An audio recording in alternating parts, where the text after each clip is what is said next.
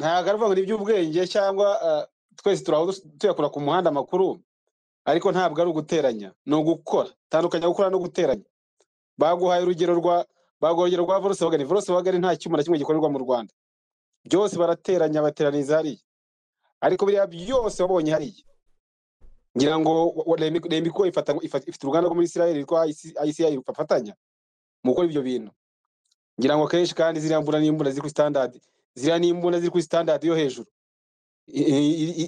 yari igihugu cyose cyakoresha ntabwo ari ubuvuga ngo guteranya no gukora nyine ariko nyine uretse gato mushobora kumpa izina muri ziriya mbunda izina ry'imbunda aya masaha nkuko tuzi AK47 ari imbunda y'Abarusiya umbwire ngo iyi ni imbunda yakozwe igihangano cy'u Rwanda iyi ni imbunda y'Abanyarwanda ntabyo nzi ibyo ngibyo abagiye kubeshya ariko icyo nzi cyo nuko zikabazibonye tubwire rero uruganda rwatangiye ryari rumaze igihe kingana iki imbunda rukora ni izihe rumaze igihe kinini cyane rukora n'urw'Abanyarwanda n'urw'u Rwanda kome k'u Rwanda cyangwa ni branch y'Abanya-Israel mudusobanurire ko abantu bari kumva amakuru atandukanye ni uruganda rw'u Rwanda ariko rukora ku bufatanye n'uruganda rwo muri Israel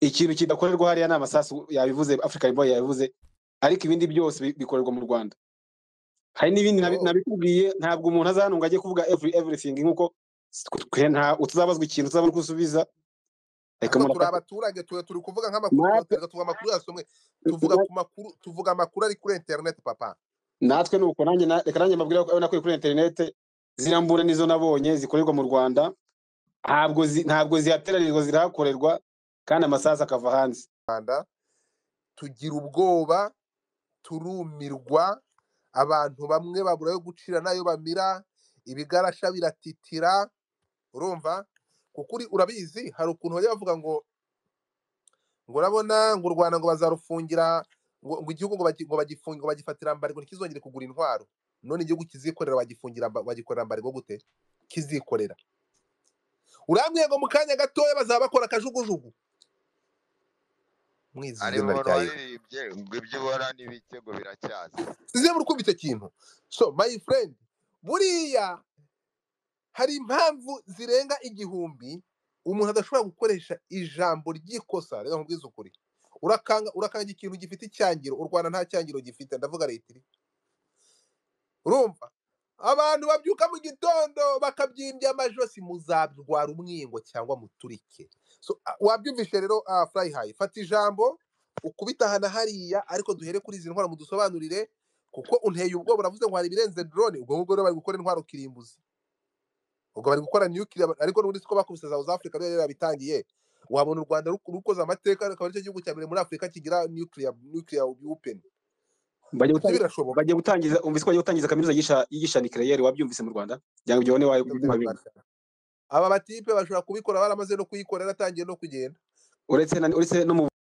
buvuzi nuclear yagiye gutangira gukoreshwa byose gitangaza byo fata ijambo utuviri muzuru ruganda amavu n'amavuko yarwo mu rutubwire rukorera he rwatangiye ryari ubufatanye bwarwo mu bitubwire tubyumve hanyuma noneho turavuye twerekera muri Kongo ijambo ni ryawe uyobora igihe kiganiro bagiye babibona ariko first of all ndagira ngo ntagize akantu kavuga ngo u Rwanda ruratera ntiruterwa uko iyo siroga yari imeze mu 1930 cyangwa mu 1300 gutera ntiruterwe ngira ngo akanya kugira ngo u Rwanda ruvuye ngo ruratera ntiruterwe n'ubundi siroga iracyari iyo ngiyo rero ngira ngo uko technology igenda izamuka ni kugenda uzamura n'ubushobozi bwawe uko watera ntuterwe ngira ngo akanya u Rwanda rwagiye rudekarara kenshi kari igihugu gito cyane kitagomba kuza kurwanirwamo ntaho kurwanirwa hari ntabwo nza gukomeza cyane ubwo ndagarukira aho ngaho ariko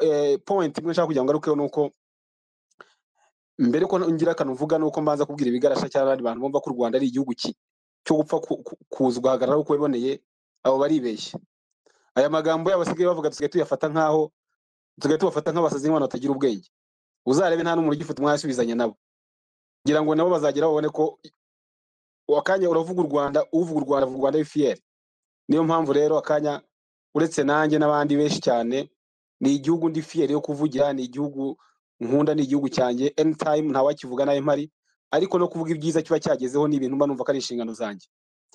Ngira ngo akanya abantu batungurwa na Remiko ntago ari ibintu bya Godfather uretse na biriya, hari n'ibindi bintu byinshi cyane mu Rwanda byakorerwa byinshi cyane kandi bidafitiye akamaro u Rwanda gusa.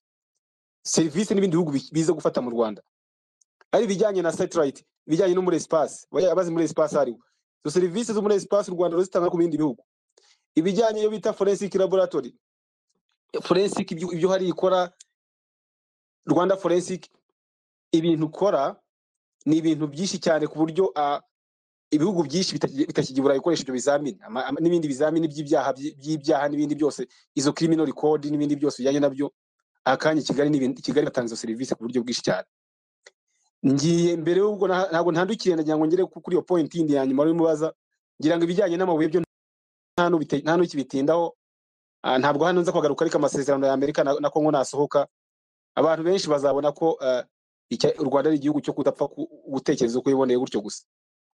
Ngira ngo wabonye mu misi ishize uburyo abantu bahagurutse, Europe yahagurutse, abandi bahagurutse, ariko u Rwanda gibaye kubona bona UN nako United Nation imwe yahoraga ivuga mu Rwanda ngo withdraw your troops from Congo.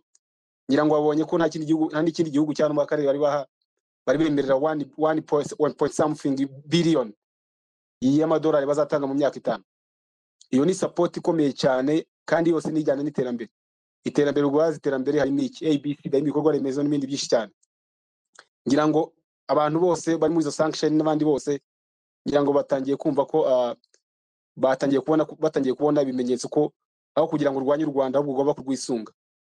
Ngira ngo akakanya ntabwo turaza kubijyaho ariko yaratubivuga no gato, ariko ngira ngo n'abakongomani benshi batangiye kubona ko u Rwanda atari igihugu nkuko bagitekereza.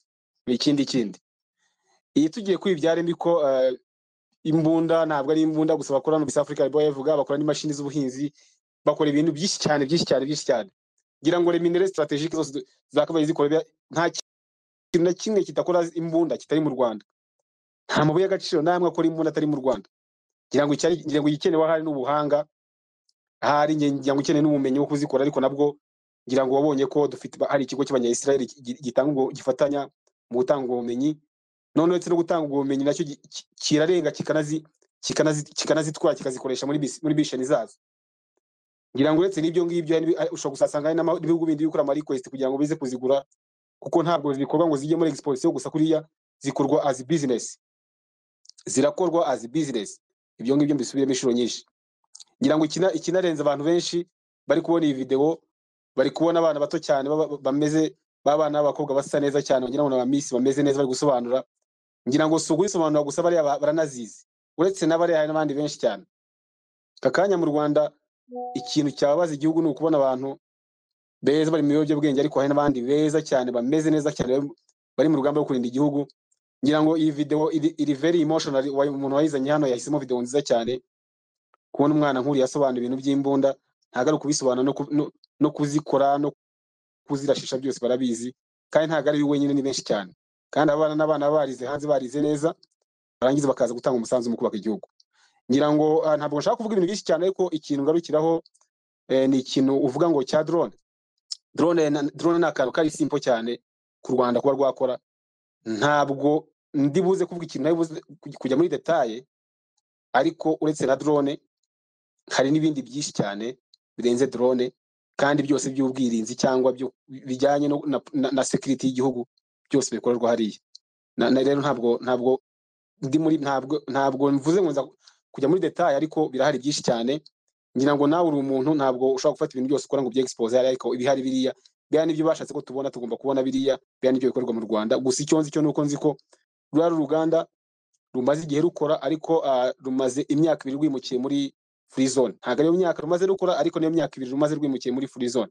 So ubwo rero ndumva ibyo ngibyo kuri yo point nta kiri kintu numva navugaho kidasanzwe. Gusa ikiriho nuko u Rwanda gakanya ni igihugu gisa nkaho kitagikeneye kuba cyanduranye n'utu duhugu cyane cyane nk'utwo mu majyepfo no mu burengerazuba, ahubwo ni igihugu cyakabaye kibaha serivisi kikabafasha mu mutekano wabo no mu bundi buryo.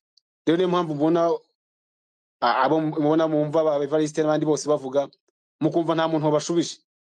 ni nka kwa kundi umuntu avuga ukamureba ukamuca amazi kuko wumva ko ibyo avuga nta n'icyo binabaze. Ni mwiyo logique twe dusubiriza igihugu cyacu umwanya wuko hagira undi muntu wasubiza, ariko ntabwo u Rwanda ruri muri position yo kwanduranya, ntabwo u Rwanda ruri muri position yo guhungabanya umutekano wari wose. U Rwanda ruri muri position eshatu. Position ya mbere ni iki?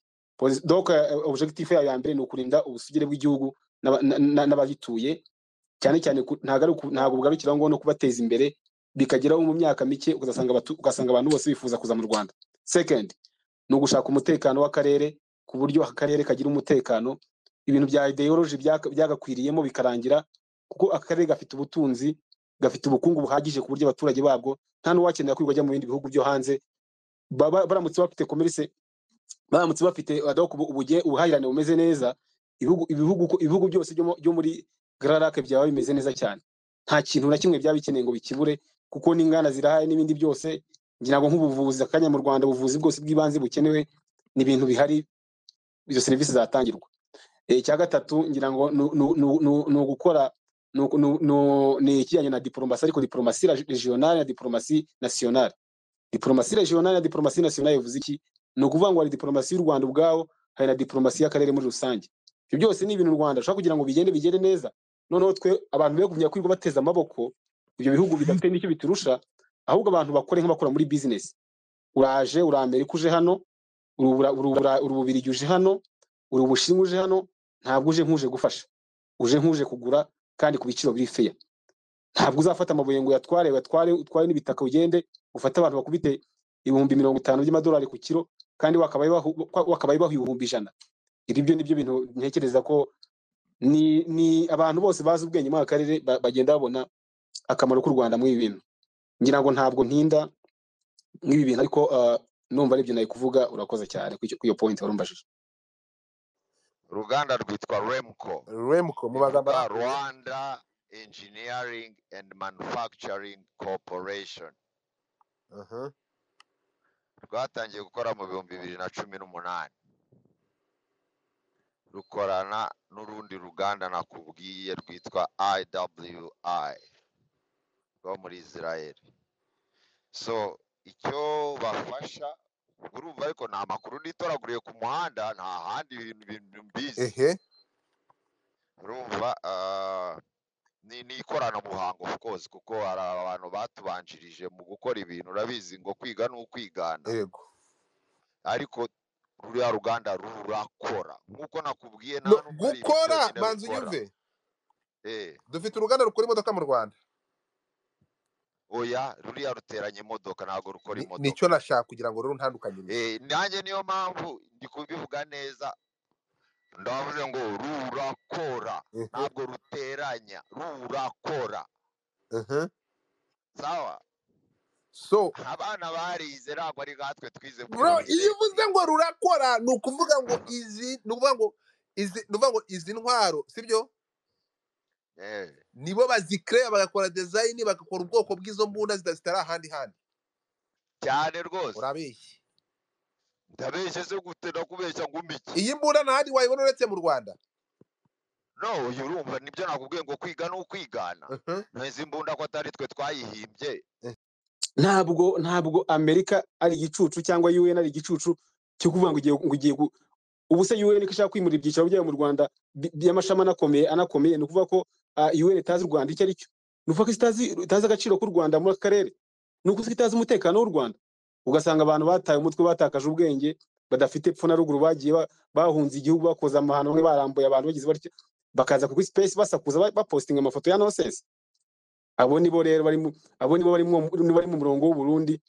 Ngira ngo kandi hari n'abarundi bazi ubwenge kandi bari no mu gihugu nabo, ngira ngo hari ibyo nabo bagomba gukora byabo. Ntabwo icyo kintu ari ikintu wajya gutekereza ngo gitindeho. U Rwanda akakanya ariko nkubwire African boy tukiri ruriho. U Rwanda hari service zirenga 100 rutanga rwonyine mwaka karere utakura handi hantu. Reka ngo ingero nyazi zishoboka. First one, reka ne kujya mu gisirikare cy'Utwana kivuze bihagije. Uretse no kuba bakora imbunda nta no wakora n'umuheto sinzi ko bawukora. Ibyo ntago njya kwirwa ntinde nabo. Ikindi gihugu iyo service twari tugiye muri service militaire yose nyitindaho ntabwo nyigarukaho, hari ibyo abantu babonye bibonesheje amaso ku Gisenyi, n'ubwa mbere muri Afrika iyo system yari ikoreshejwe. Undi wabonye ira system mu ntambara yabaye muri Afrika mbwira aho yibonye ni yarwanga. Icyo cyo singitindaho. Second, reka kote militaire ne kuyitindaho cyane nyiveho. Twigire mu buvuzi. Akanya mu buvuzi twibanze mu gisirikare kuko akora ibyo kintu hari kiraje ishinga isaga kanya, ariko jya mu buvuzi.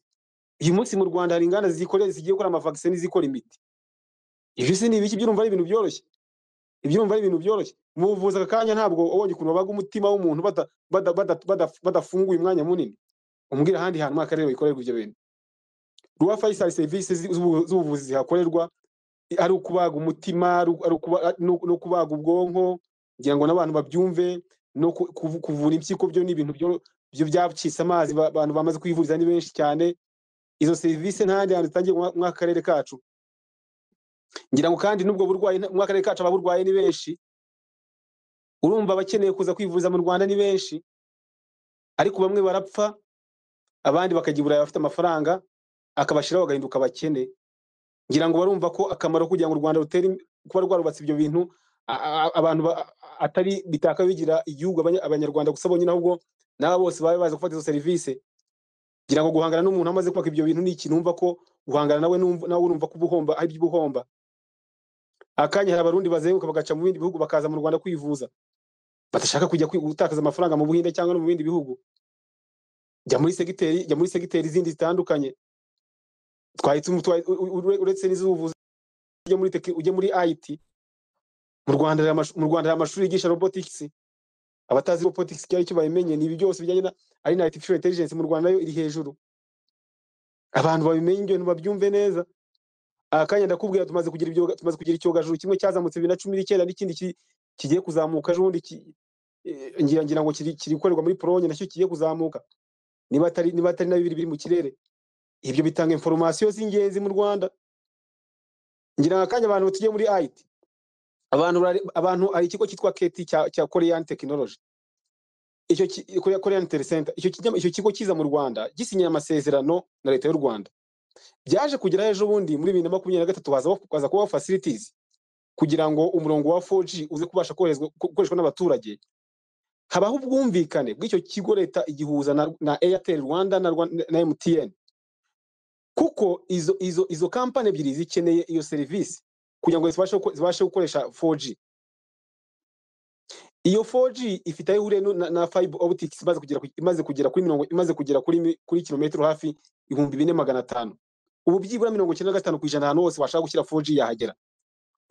Ubwo bufatanye hagati iyo ya Korean ya KT n'ibyo bigo bya MTN na Airtel, leta rura yabashije kubahuza kugira ngo umunyarwanda ikitwa 4G kimuhendukire.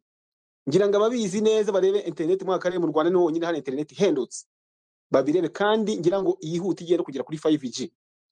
Ibyo bintu byose abantu babyumve bambwira ntabwo ari ibintu byaje gutya. Urajya guhangana n'u Rwanda gute ko udashobora gusenya ibintu abanyarwanda bubatse, kandi ko ibyo bintu babyubatse bavuye mu hantu hakomeye. Ngira ngo amagambo ushobora kuzukandika hano kuri Twitter, amafoto ushobora kuzuka posting His Excellency ukamugira uko ushaka cyangwa kujya abanyarwanda uko ushaka. Urumva yo ngo ashobora guhindura iki? Ngewe nifuza ko umuntu utakabaye ntabwo nataye umurongo w'ikiganiro kugira ngo mbere ku buryo iyo technology ngira ngo n'abayipinga bajye bumva n'akamaro nawe bafitiye. Abantu bose bigo bandika ibyo bigambo hano kuri Twitter bafite imiryango mu Rwanda kandi nazwe nta wibangamira, kandi izo service ndi kuvuga nayo iyo miryango yabo nabo zibageraho. Ariko ntabwo ushobora kubura none se gute wafata uwo muntu uzi ko afite umuryango mu Rwanda, uzi ko afite abantu bafite izo service bazikoraho, utukana ukumva ko ari umuntu muzima. Urumva uwo muntu uzumva wajya no niho navuze ko ari abasazi. Na mumubare mbivuye gutyo niho navuze ko ari abarwayi mu mutwe, kubera ko nkweretse point ituma mbita abarwayi mu mutwe. Bafite imiryango, bafite ibiki byose biri mu Rwanda bikeneye service, ariko bakaza bakigwa batukana hano, kandi iyo miryango yabo irazwe kandi service irazikeneye. Ariko ntaho bakora ko twamaze kubashyira muri classe z'abasazi, kandi tuzi ko nta kintu kimwe bazagira. Impamvu mvuga abasazi ntabakibaho, ariko bo n'abasazi barahari, ubundi abandi bo basazi. Abandi mu Rwanda ntabwo tugira, ariko bana bo basazi muri tuba dufite hano twiwa tubona ibyo bandika bidafite ifana ruguru. Ngiye kujya muri education n'abantu bibwira ko ari secteur yenda yapfuye, ariko ntabwo ni ireme ry'uburezi ariko naryo gishakirwa igisubizo mu buryo bumwe cyangwa ubundi, ariko tugiye nko mu burezi bwo hejuru dufite amakaminuza menshi yo muri Amerika n'ahandi hose yaje mu Rwanda kuhashinga ibirindo, yaje kuhashinga amashami kandi ameze neza. Ngira ngo abantu bari muri Kigali barabibona kenshi, nigeze kujya ndabibona. Ibihugu byo muri Western Africa, abaturage abenegihugu bacu abenegihugu babyo ntibakijya muri stress zo kujya i Burayi cyangwa muri Amerika cyangwa mu gihugu bya Aziya. Abenshi bibereye i Kigali, bibereye mu makaminuza y'i Kigali. Ni ukubera iki? Ni ukubera ko ari amashuri meza kandi ari n'umutekano. Tuvuge segiteri yose wajyamo, nushaka kujya, navuze mu buvuzi, sinavuga ko mu buvuzi ubu ngubu umunyarwanda aka kanya 3,000 utanga ku mwaka ujya no kuri dialyse ukorerwa operation zose zishoboka kuri 3,000 gusa, atageze ku $3 ku mwaka wose. Kandi ntekereza ko iyo serivisi navuze zose ntabwo u Rwanda rwigeze ruvuga ngo ni abanyarwanda bazikoresha gusa zijyanye no kwivuza, n'abanyamahanga baraza abo ngabo duturanye. Ujye kuri Rwanda Forensic Institute navuze, aka kanya iratanga serivisi zitandukanye. DNA mu Rwanda bavuga ngo DNA ni ikintu cyacitse amazi, rwose bavuga ngo uretse na DNA bakora n'indi, hari ibintu uze gusacinga urebe ibintu bakora. Rwanda Forensic Institution ikora ibintu byinshi, Rwanda Forensic Laboratory ikora ibintu byinshi cyane kandi ntago ari u Rwanda rukoresha yonyine, nababwira ko hari n'ibindi bihugu biza gusaba serivisi mu Rwanda. Ibyo mu y'agaciro byose nshaka kubitindaho, byo ikimenyetso cyabyo kizigaragaza vuba very soon, kirigaragaza ko cyaza kwigaragaza impamvu u Rwanda ari igicumbi cy'ibyo bintu. Ngira ngo African boy, ibi bintu tubivuze ngiye ntabwo ushobora kujya kuvuga ngo none tukavuga imbunda. Nibyo twarazibonye nibyo, ariko ntekereza ko hari n'ibindi Rwanda rukora. Izo drone zirakorwa, byo birazwi ko zikorwa, harazikorerwa drone zirakorerwa, ziri ku rwego rwo hasi n'urwo hejuru, izo za CH4. So izo ni ibintu biri toto. Hari n'ibindi byinshi cyane bikorerwa hariya, kandi byose bigamije iterambere ry'u Rwanda n'iry'akarere.